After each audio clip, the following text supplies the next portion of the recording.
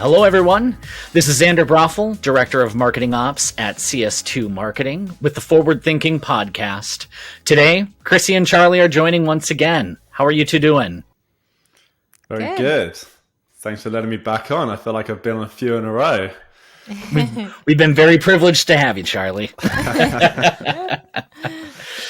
Second time hosting on your own, Xander. I know. They grow up so fast. Took the training wheels off so quickly. Exactly. I even prepped the agenda today. It must have been nice having that off of the agenda for the week, right? Oh, yeah. Yeah. Well, hey, thanks so much for jumping on the call. What we wanted to talk about today, it's a timely topic. I think a lot of companies are going into this sort of season of prepping for QBRs, prepping for annual meetings, sales kickoffs, things like that. Mm-hmm. And so, that's our topic today. And I think that a big focus of it will be on QBRs. It's kind of funny when I was starting, my first like real job was in a startup, and we never did QBRs. We were a founder driven company. We were hitting numbers. We would do sales kickoffs, but we weren't doing like quarterly reviews. And I remember when our first CEO came in, that was like a full-time CEO, we started implementing QBRs. So if anybody is in a similar position as me, we want to know like what is a QBR? How would I go about prepping for one of these, especially if it's the first time? And then for the people who, it's not the first time, let's see how we can level up that QBR process and really show the results that marketing needs. So, to start us off, Crissy, what is the QBR and why is it important? Yeah. So, a QBR, I think for a lot of folks, and if you're a newbie, it's just a quarterly business review. But for everyone, it's typically when sales and marketing, sometimes like CS or executive leadership, kind of join together to do a review of the previous quarter, like what happened on the sales side. Sometimes it's even doing a review of like the last 6 months or the past year, depending on when you do it as well. Like if it's beginning your year in January. And typically it's a chance for all of the teams to kind of do a look back. And the key thing, I think, for most teams, if you do it right, is to try and one, celebrate the success and wins and learn from them. But then two, as a team, align on where there maybe were some misses and how they can improve. Many times, like I said, it's more kind of directed towards senior leadership. So company leadership, like sometimes it includes, like you said, a CEO, sometimes even like board of directors. I've actually had that in the past too, at like a past like really early stage startup. But then sometimes it's more just, the heads of like kind of marketing and sales there, where these insights are being delivered to. And so when we think about the type of data, and if the background is data and reporting, we're really talking about both quantitative results, and then also qualitative insights. So usually a lot of storytelling. I think it's important to note that sometimes QBRs can also be just a sales QBR. And I was going to say that. I'm glad you brought that up. That's really, and then marketing is like, oh, last minute, hey, marketing, you want to join and just like listen in? Here's and your like 15 minutes. Tell us how many MQLs you're giving us next month. And so like, actually, I want to maybe pose that, like, have you both seen that before? Or like, what do you think is really a negative to doing that? Yeah, well, the one job I was at, it definitely was probably more on the sales side, and it would be a whole day. Marketing had to go, but it would be a whole day, and pretty much it would be going through like deal by deal, and then it would be like the sales leader trying to get insight into, if the deals are going to close. Yes, there was kind of a look back on performance as well, but a lot of it was like, okay, go through all your deals, present to everyone kind of how they're going, what's going on, and give us all of the details. And then marketing, here's your time. But I think over time, as the marketing leadership kind of got more established, like it became more and more of it, right? And the marketing, that it became more of a partnership, and marketing showing off all of the good stuff that they're doing, and then also prepping sales for what's coming. So kind of a sales enablement, like, hey, here are all the events we're going to, this is where we need you, this is what we're expecting for leading indicators and pipeline, etc. But I think there's probably a lot of people in the same boat where it's very sales driven, but with some good marketing leadership and marketing coming to the table, and maybe each QBR like delivering more and more, you can start to have more of a productive meeting from the marketing side too. Absolutely. I think that like being proactive with your QBR as a marketing team and as an operations team, like this can really start with you. If you're not doing QBRs actively right now, like don't wait for a new CEO to come in and say, hey, can we let other teams know how you guys are doing? Like take that initiative. Now it's marketing coming out, and, you know, usually we're the worst marketing team for ourselves, right? We don't like to share all of the successes all the time, but it is really important to establish that and build that trust across the team. Market your marketing. I feel like Exactly. Chrissy's been harping on about that for as long as I've known you. It's important though. Yeah.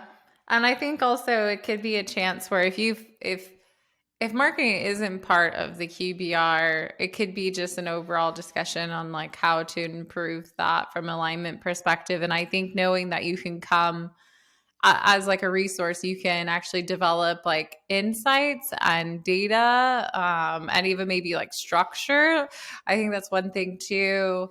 When I was working at a startup, I was a bit lucky because I was demand gen and ops, so I could really kind of push myself through there. But I worked, it was just sales meeting together for QBRs, and I decided like, oh, we need to make this more of like a discussion, and I kind of helped format the agenda. We still gave them time alone to do their own deal dissection, because I was like, we don't need to go through that, and there's, you know, team things that they want to do with their managers.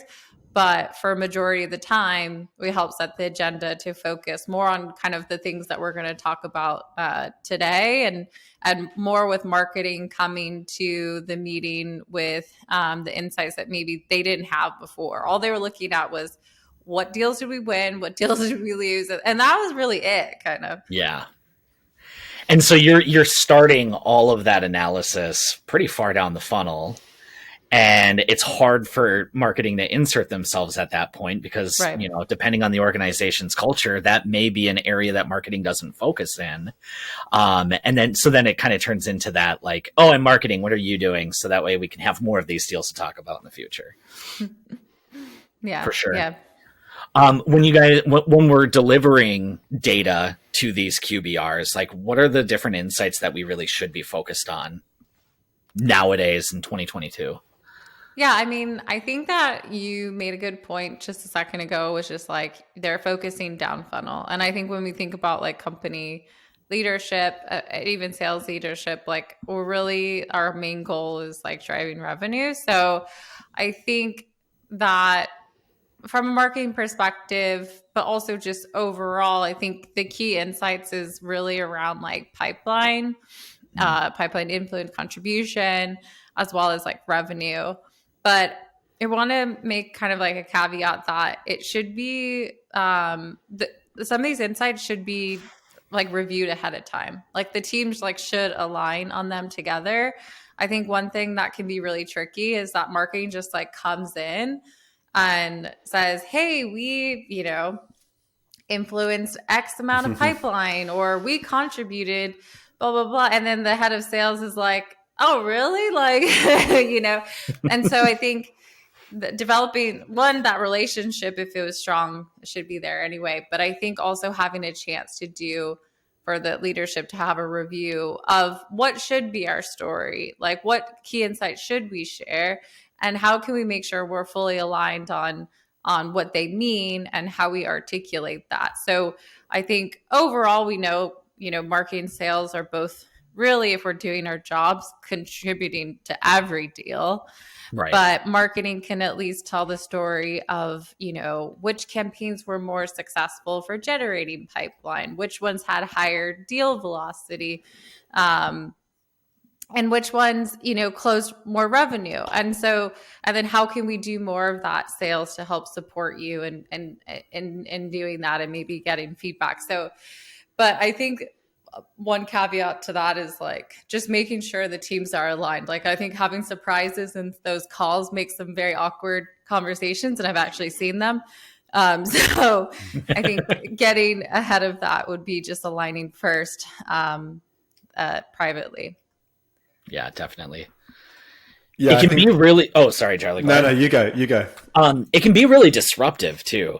Yeah. I mean, I remember leaving QBR weeks, and all of a sudden it's like we now have a new list of things that we have to work on because sales said one thing, marketing said another thing, and sometimes they completely conflicted.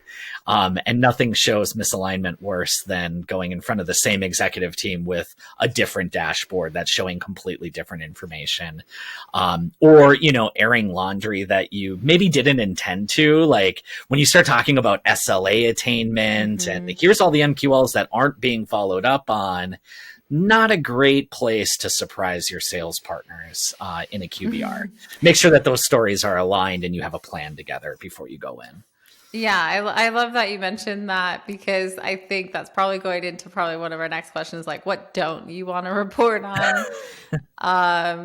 And I think some of that is like, I think calling out how many MQLs didn't get followed up with, like, is probably not the right conversation for a QBR. Like I said, that should be an alignment kind of thing between executive leadership, like sales or marketing separately.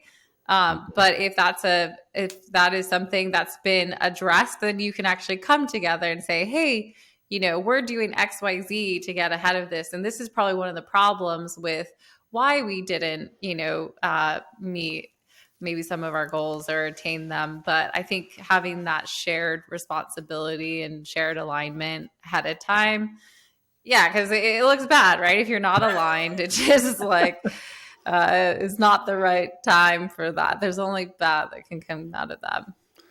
Well, yeah, the alignment should be worked on, well ahead of the QBR, right? Like if you've got a QBR tomorrow and you're building custom reports for that QBR the next day, I think you're always fighting a bit of a losing battle.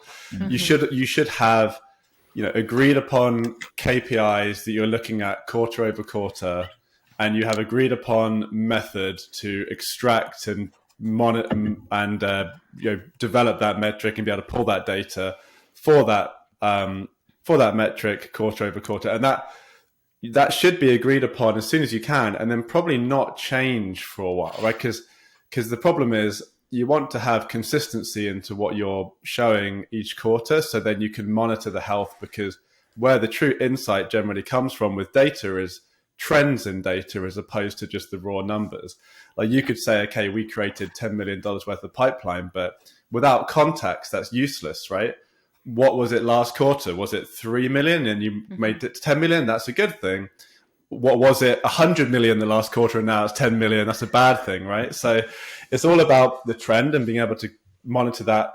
And if you're creating a completely custom QBR approach and deck and KPIs every quarter, you're never going to be able to understand the true health of the business through those trends and then get everyone to rally around improving doing what they need to do to improve those metrics, so that, and then also being accountable for them, right? Because if everyone data and reporting is all about trying to create accountability, so people know they're aligning their work to what the business cares about, and then being able to know and identify ways to improve. And if you're changing and switching things up every quarter, you're just throwing spaghetti at the wall and just hoping something sticks. It's just not really a strategic approach, right? So absolutely. And then everyone's just going to be confused as to really what they can do to improve things. Yeah, for sure. So we're talking a lot about like sales and marketing alignment. Are there any other teams that you think that you want to make sure that you have alignment with I know for me, one of the teams that is really important is the product team. Marketing is doing a lot of product marketing. That's where you're maybe telling a lot of your stories. So just making sure that, you're not telling stories about products that aren't being released or aren't coming in the certain time frame that you may be planning for. Yeah, I think there's it somewhat dependent on the go-to-market strategy, right? Because if you're heavy PLG, then people who are helping operationalize that go-to-market strategy or involved there should probably be involved. And you might even need to have different QBRs, depending on how big your company is, depending on the go-to-market strategy and the teams involved. Like if you have a whole sales team focused on the PLG motion, there's probably a lot for them to talk about quarter over quarter. And then maybe you've got different teams, then maybe you need another QBR to get everyone together. But it kind of depends on the team size and how and who's involved. But and on that go-to-market strategy, like I talked about. So I would say definitely like the product team, but even, people from maybe the engineering team or however the hierarchy kind of rolls up for your product-led growth motion, because they're going to be running experiments within the product to drive revenue. And then probably working with the product marketing team, the operations teams, the sales team to run those experiments and help, drive revenue through the product-led motion. So for sure, they should be involved too. Yeah. I think that one thing I also want to say before like the other teams, but like for I've seen this before where like, okay, marketing's involved, but it's like the CMO and maybe a head of demand gen and like, that's it. And I think I want to be clear that like, I think it should be a representative, at least from like the teams that are also contributing to pipeline and to sales. So like partner field marketing, honestly, field marketing is a team that should maybe even have their own time to speak, because a lot of the time there's really close alignment with the sales team, and their talk track should really be around deal velocity, because that's usually where they insert them. Of course, there's early stage things that they run like events and stuff, but true field marketing, like our typical field marketing, not just like event marketing, which I hate that people try and smush those together.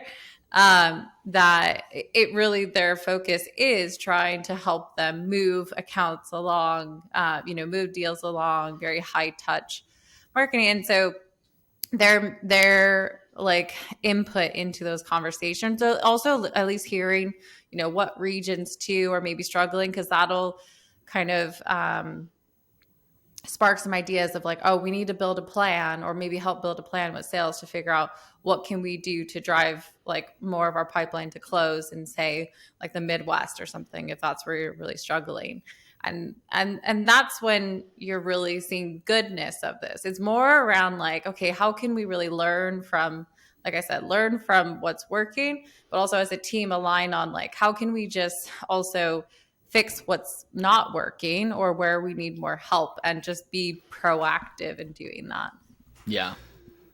Can I say a team that might be, I think it, based on who we are and who we're talking to, probably sounds obvious, but it might be worth saying, but bring your marketing ops and revenue team, because I think for us, it sounds blindingly obvious that they need to be there, but I think there's QBRs happening when they're not invited, where, right. And they're not the ones helping, provide the data for some of these things in some cases. So I think it's worth them being there, because they need to understand the stories from the front lines, from the sales perspective, see what all the marketing teams are presenting and how the data is being absorbed by the team. So then they can help, improve the operational side of that data tracking and analytics to be able to help maybe improve future QBRs. And not having that insight, you kind of end up, maybe helping create the deck, but then not seeing how people are interpreting the information that you're giving. You never get that feedback loop, right? And exactly. I think data analytics, you need that feedback loop to really improve what you're doing from the ops side. Yep, definitely. And it gives you a seat at the table, right. As an operations person, like when it comes to planning and things, like you are the right hand of the CMO. Should be. Yes. And this is a great way to kind of elevate yourself into that position if you're not there yet. Mm-hmm. Yeah. Or I think we talked about like also, the revenue ops kind of perspective, but also including sales ops. And I think also making sure, so I think what also happens with the reporting thing that we talked about, where there's misalignment, sales ops is running reports for the sales leader, marketing ops is running reporting for the marketing leader. They come to the meeting, those things aren't aligned. So I think also making sure that like that's kind of a group thing, and like sales ops and marketing ops can actually work together to make sure that their reporting's mapping up or matching up, and then working with their leadership to then define a like core message, like what Charlie's talking about. We're probably reviewing things the same each time, which will help us find trends and consistencies and pinpoint things. But also, there's likely team goals that happen that quarter. Say you launched a new go-to-market strategy, maybe your sales team grew, maybe you pulled back on marketing budget. Those are all things that could impact performance. And so I think that's part of the storytelling part. Like that's where it's like less around, oh, we saw just a trend. Okay, well, but then marketing sales needs to like come with, okay, what are some of the things, or have we made our goal? Like, is this go-to-market strategy working? Are we seeing a huge hit to our pipeline now that we've reduced budget? What do we need to do now? I think a lot of people are going to have those conversations soon. But yeah, I think so aligning sales ops and marketing ops is like maybe a way to even mitigate that. Like go make sure that you're both aligned. The other thing I'll say as well for the ops team, so marketing and revenue ops, is make sure you're going to the meeting, one, but then make sure that you're an active participant in the meeting as well. I think it's funny because whenever I think of QBRs, I was just always thinking about like being in the room, because like whenever I've been at QBRs, like pre-CS2, it was pre-COVID, so we were always like in the room with all the salespeople. So I was just like thinking about that. Whereas now I guess they're all virtual for a lot of companies, right? And you're all just on this massive Zoom call, probably off camera, just dealing with the fire drills in your Slack. And I would say that's a really dangerous, well, not dangerous, that's a bit of an exaggeration, but maybe, unless you are maybe dealing with a real fire drill, then maybe that is dangerous. But you know what I'm saying? You want to be an active participant. I would try and push to be on the stage with your marketing leadership presenting the data, right? Because like we've talked about a million times for years, like Xander said, you're the right-hand person. You're there to help your leadership create the narrative, get the data. You should understand the data better than anyone because you're living in it every day. And then help them present it, right? Like if you can, and if you can't, be there to add commentary, even if it's not verbal commentary. Type stuff in the chat in Zoom to say, like kind of reiterating what people are saying, because I think just one way to level up your career in operations is tying yourself to analytics. We've talked about that for years as well. It's kind of the love language of executives. And if you're talking that language about how to improve the business, the different ways to monitor the health of the business, etc., that's what they care about. And if you're showing that you're a leader in that area, and everyone in sales and all of these people that we're talking about that should be there are seeing that, that's just going to level you up and set you apart from other people on the team who aren't doing that. And you're uniquely in a position to help in that area. So I think just being active and trying to present yourself in a way that is strategic, as opposed to just like giving the deck to your CMO, joining the call, turning off your camera, and answering Slacks for 6 hours. Yeah, I think to add on to that too, one way you can like really also be proactive is part of that, like listening. And honestly, I think that it should be something you just do all the time if you're in some of these conversations, but you can also kind of control figuring out to detail and take note of those like aha moments or those key insights. And then if there's further investigation that needs to be done or planning or something like that, you can kind of control that kind of narrative and work with your CMO to say, hey, I dug into all these things. Here are some of the reasons why. Also, field team, blah, blah, blah. Here are some notes for you, like maybe some focus areas. Maybe we all, come back in like a week from now or 2 weeks, and then we meet with like some of our plans on what we're going to do better and send that out to leadership. And this is possible because I did this weekly at a startup, but if you're in a large organization, a quarterly process for this, I think, is doable. Like you're just doing that once every 3 months. And so that's then also getting more goodness out of the QBR. You're not just QBRing for whatever sake to show and be part of that conversation. You're actually driving action, and you can be part of that, Absolutely. So I'm going to switch the topic just a little bit because we have been talking about, telling a story. How do we find the stories to tell? Do you make them up? Do you start with your anecdotal evidence where it's like you have feelings throughout the quarter, right? Like you've been hopefully looking at some of this data coming out of it and coming up with anecdotal evidence. And then do you support it with data? Do you take the data and then support it with the stories? I think just find a way to make your CMO look good. Any chart that's going up and to the right, and then just show that. That's the best way to accelerate your career and increase CMO tenure. Yeah. In all seriousness, that's actually what's happening. And I think it's fair. Talk about dangerous for the business. That is. And I will say, if your CMO is just saying, can you change this to make us look better? There's a problem there, I think. And, but besides that, because I think that happens a lot. So I just want to comment on that. But I think, to Charlie, I don't know, Charlie, if you're going to pinpoint this, but I do think that starting with the data first is good. So we think about this data flow, or what we've been talking about is like aligning the teams and reviewing early. I think that's important because what you want to do is review the data together, right? Align on the data first. And then the action from that should be aligning on your story, and sales and marketing should actually, come together to define what those stories are. Because each team is going to have some, insight into why, right? So sales might have some insight. Okay, why is our deal velocity so slow? And then marketing might have some insight into, we invested in some of these programs and they didn't work very well, and these are some of the reasons, so I think, or there's a lag time, right? We just entered that region. It's no wonder we don't have a lot of pipeline there. So both of them can actually together, I think, come to an agreement on what should be those key stories that they both tell, and be part of that and share the responsibility again.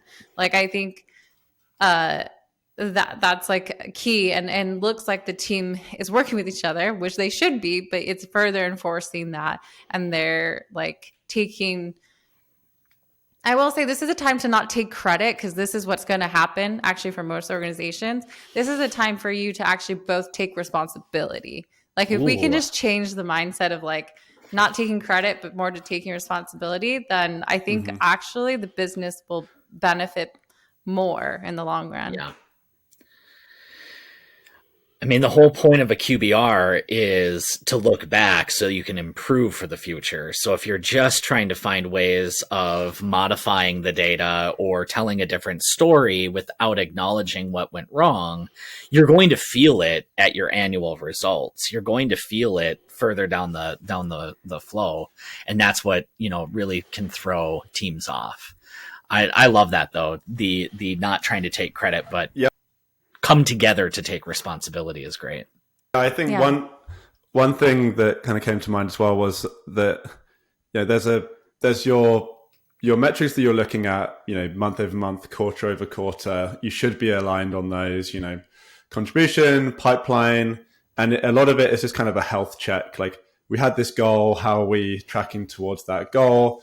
And you're reporting on that for just transparency and just to keep people accountable. And that the narrative of that is kind of the trend and the performance against the target. But then there's kind of more analysis into the data that needs to happen to drive, real change around improvements. So like, because just looking at pipelines down this quarter isn't a useful, thing to look at to know how to increase pipeline next quarter, right? So you need to do further analysis, and that's where the actual analysis of the data comes in, as opposed to just the reporting of the data. And I think for analysis, a lot of that has to start somewhere, and you would generally start with the hypothesis. And that kind of, to your point, Xander, I think you just mentioned, you're hearing things, you're looking at the data every day, you're kind of living within kind of the world of your company and understanding what's going on. And there's going to be certain ideas that you have around things that might need to improve. And so you can start with a hypothesis like, okay, our conversion rate from sales ready to pipeline is really low. And your hypothesis might be, okay, we've got a few of these operational issues, we've got a speed to lead issue, we've got a sales enablement issue, and there's like certain campaigns maybe that convert higher, or maybe our demos obviously convert higher than whatever. And you can go in and start analyzing the data based on that hypothesis to see to either prove it or disprove it. And then as you're doing that, that requires, Alison talks about this a lot, like your dashboard should be kind of an entry point to your analysis, right? You can't just look at a dashboard generally and draw out all the insight. You need to look at a dashboard, click into the report, click into that report, pivot a different way, dig into the data, look at some examples, and keep on digging around and coming up with your interpretation of what's going on, and then how you can improve it. And then, the best way to drive change is through storytelling. So you can tell the story like, okay, well, here is a record that came in from this source, and this is what happened to it, and this is why it didn't convert. And that tells the story better than just saying our conversion rate was 5%, we need to make it 10, right? And then you come up with the list of things to do that you can improve, and that's your narrative. And then you've got those action items, and distributing those action items, maybe creating OKRs for individuals and teams around those actions to drive change, and then see if that affects the top line number and your true KPI, and then try and gather data to be able to kind of see the impact of that. But it all starts with kind of a hypothesis, right? You've got to start somewhere, and then kind of work down.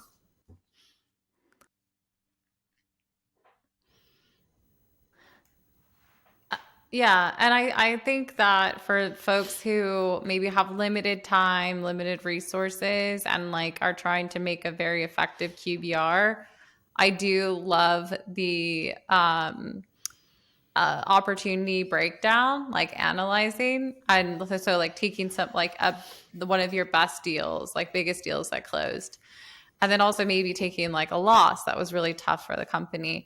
But looking back at like, okay, analyzing like what campaigns like brought, how did they first hear about us? Like what were the things, can we find what was like the tipping point for before the opportunity was created, and having both marketing and sales be part of that conversation.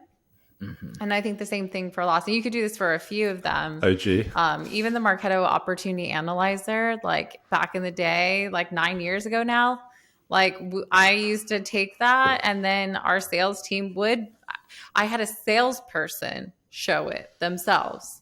And that like people like loved that. And it actually like gave my team and our head of demand gen, who decided to bring in Marketo, even more credibility now too. And then the sales team were like, oh, I want to see that. Like I want to, and all it was doing is really showing you, it could show you all the different people maybe that weren't part of the deal, but like what were the different campaign successes, and then the timeline of when opportunity was created and then closed. And so, but that visual it tells the story too, is like right? what it really shows like that path. sells and I think it. That's like the sexy marketing's stuff always, too. We talk about Right. marketing wanting to improve, not specifically prove themselves. But if you are in the case of wanting to prove what you're doing, showing like, sometimes marketing teams, in my opinion, do the wrong thing. And like, we influenced, this much pipeline. It's like to prove. And any touch point on any opportunity means influence. So ultimately, my point of view, every opportunity should have somewhat been influenced by marketing. So the goal is 100%. And if it's 99%, then you're bad, as opposed to 100% being good. Yeah. So But then the best, to Chrissy's point, looking at that journey and all of the touch points, I think that's a way better way to prove marketing's effect, like doing something, right? To actually influence, like looking at individual opportunities, because you'll see all of those different touch points that are on that customer journey and how they, and just intuitively know, like, okay, well, they went to this event, they did this thing, they downloaded this content, and to see that and know, okay, marketing is doing all of these things and that is contributing to the success of us closing these deals. That's a way better way than just showing a top line, okay, we influence 100% of the ops.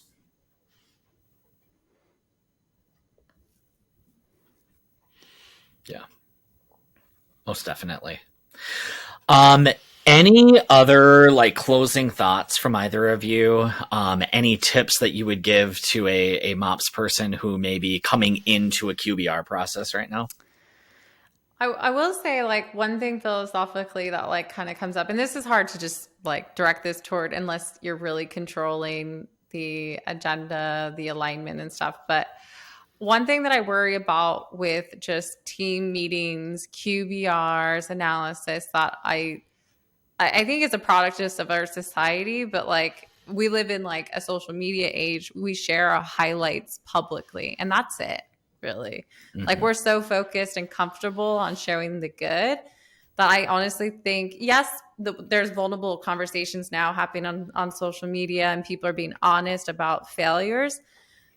But I think that organizations are now like kind of losing that like vulnerability, really, that's really necessary to improve your business. And so I think as much as, like we said, we want to show the good, how we're really contributing, what's working, I think we need to balance that with being vulnerable and saying, like, what didn't work? Where can we improve? Because there's always going to be improvement. But it's like having that narrative like, okay, we realize this is an area where we need to improve and we have a plan. So that's the thing. That's a difference. Like going to executive leadership saying there's a problem and trying to point fingers is disappointing for them. Yeah. Saying that you have an issue and you've aligned together and you have a plan for how to make it better and you can have that discussion about if everyone agrees on that to me, if I'm a CEO or a CMO, that's a win. I want my team to do that. And so come with that. And so I will say, don't be afraid to shy away from the negative because that's where you really need to make improvements. But if we're talking about storytelling, it's more aligning on how there's going to be change. The important part about that as well is that it often is easier to understand what's not working than what is working because there's so many factors to when you think about like marketing campaigns or programs or channels. There's so many of them that contribute to one opportunity, but then it's a lot easier to see those that are just not contributing to anything, right? So it's often that it's a bit more simple of an analysis to find out what should be cut or reduced or improved or what just isn't contributing to pipeline. So if anything, you can kind of start there, even though you think maybe I'm starting in the negative, but ultimately you're improving the efficiency of your business and the return on investment. So trying to maybe look at what you intuitively know is not working. Like maybe you have the hypothesis that content syndication isn't working. Now it's quite easy to go and see, okay, every single content syndication lead you've ever got, has any of that ever resulted in pipeline? And if the answer is no, you've been doing it for 3 years, then maybe that's kind of a clear indicator on what you should do next. So just wanted to call that out there because if you are someone who maybe hasn't done a lot of data analysis, it's a bit of a struggle on thinking where to start. But one good place to start is what you think isn't working and see if you can prove that out. Definitely. Well, thank you both so much for joining the conversation today. I know that we focused primarily on QBRs, but this is such an important part of just operating any business that you can take these sort of insights and bring them into monthly business reviews, annual business reviews, kickoffs, anything like that. So Thank you so much for joining. This has been the Forward Thinking Podcast. If you like, please do share with a colleague, with any teams that are currently trying to prep for their annual reviews. It's definitely content that needs to be shared with the broader community. Leave us a review, and